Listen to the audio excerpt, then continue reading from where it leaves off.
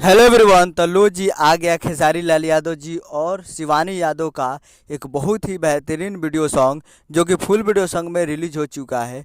और इस गाने को लिखे हैं टुनटुन यादव जी और इसमें म्यूजिक दिए हैं आर्या शर्मा जी और इसे गाए हैं खेसारी लाल यादव जी और सिल्वी राज जी, जो कि आपको स्क्रीन के ऊपर दिखाई दे रहा है, जो कि फुल वीडियो सॉन्ग में रिलीज हो चुका है, जिसका टाइटल है पलंगिया डोले। और ये काफ़ी ज़बरदस्त वीडियो सॉन्ग है और फुल वीडियो सॉन्ग में रिलीज हो चुका है।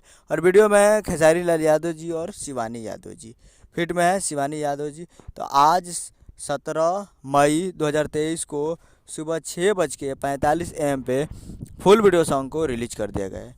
तो जाइए और जाकर आप इसे सुन सकते हैं Vindhyavasini films Bhojpuri YouTube channel पे।